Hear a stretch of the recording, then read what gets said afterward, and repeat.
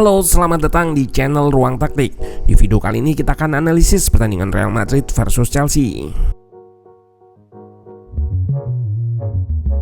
Meski menang, Chelsea gagal melanjutkan langkahnya ke semifinal. Juara bertahan ini kalah agregat 5-4 atas Real Madrid.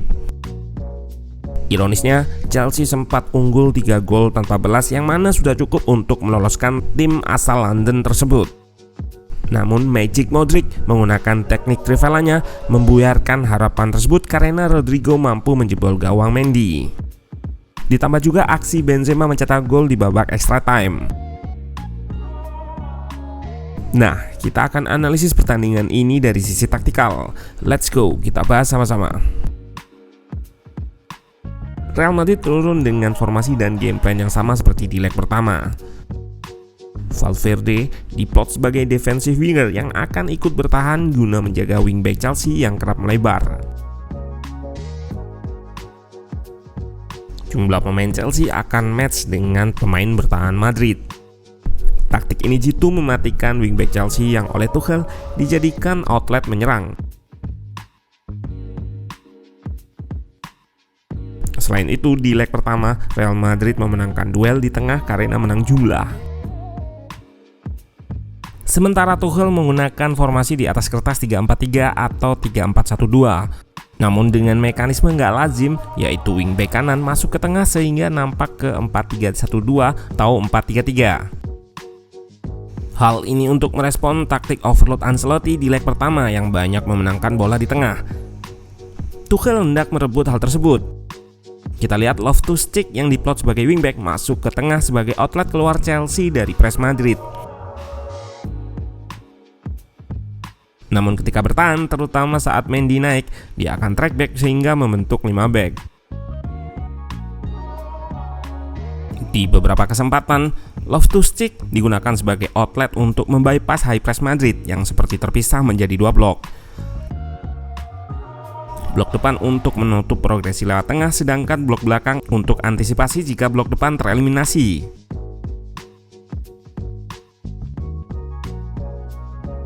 Namun Madrid lebih banyak bermain dengan blok rendah dan menunggu untuk serangan balik cepat. Tercatat dari statistik, garis pertahanan Madrid gak tinggi.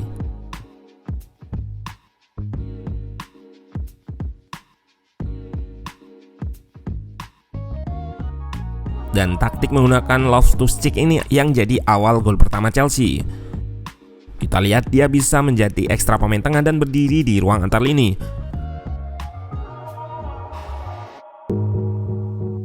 Kombinasi umpan 1-2 di ruang sempit jadi awal terjadinya gol.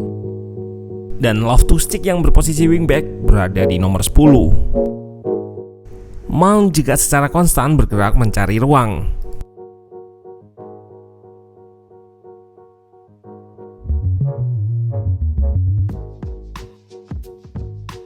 Ide Ancelotti di sini memang lebih banyak bermain bertahan lalu melancarkan serangan balik. Hanya 2 pemain yang berada di depan sehingga dari statistik Filter yang menghitung seberapa tim menguasai bola di sepertiga akhir, tercatat Madrid lebih sedikit.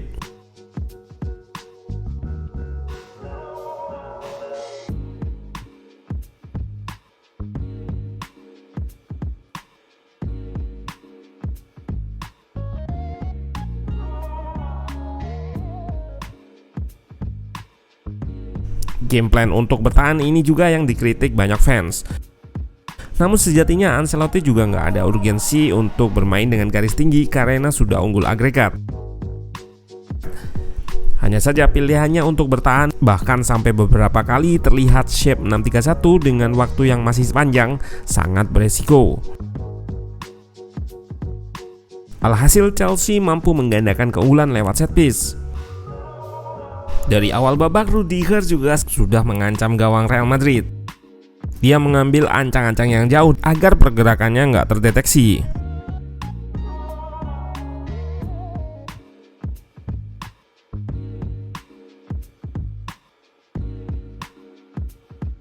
Gol ini membuat agregat sama dan memaksa Ancelotti keluar untuk menyerang.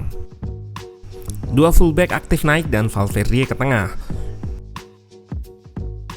Ini membuat shape menyerang Madrid menjadi 2-3-5 atau 3-2-5 jika Kroos gak naik.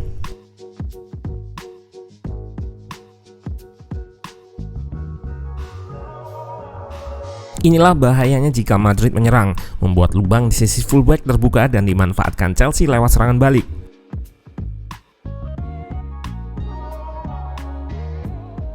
Gol ini dianulir lantaran dalam menyerang, aktif maupun gak aktif akan terhitung handsball. Gol ketiga Chelsea ketika Madrid belum dalam shape bertahannya. Valverde gak berada di posisi fullback. Nacho terpancing keluar. Carvajal kena ikat oleh Mount dan Werner bebas. Dan inilah kelemahan Madrid, memilih bermain bertahan namun gak bertahan dengan baik.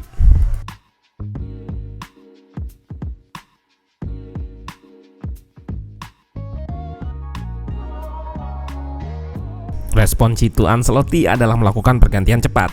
Rodrigo dan Marcelo masuk serta langsung memberikan impact. Pergantian ini untuk menghidupkan sisi kanan yang banyak ditinggal Valverde karena bertahan.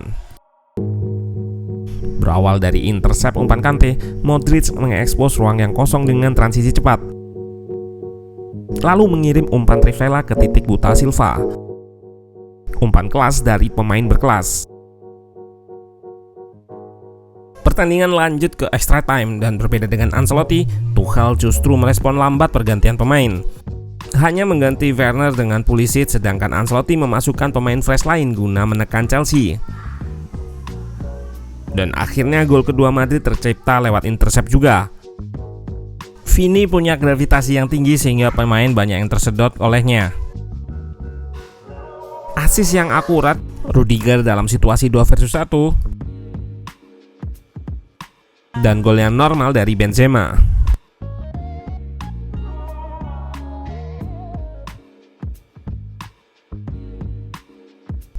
Chelsea berhasil menang namun gak lolos akibat kesalahan kecil yang dimanfaatkan dengan baik oleh Madrid. Kekurangan Chelsea lainnya adalah di finishing. Dilihat dari XG dual leg, Chelsea jelas unggul namun gak mampu mengkonversi peluang-peluangnya, sedangkan Madrid berkebalikan. Dengan peluang kecil mampu dikonversi dengan brilian. Ancelotti memang dikenal paling jago memoles kemampuan individu pemainnya menjadi lebih optimal. Di semifinal, Real Madrid akan berhadapan dengan wakil Inggris lainnya, Manchester City.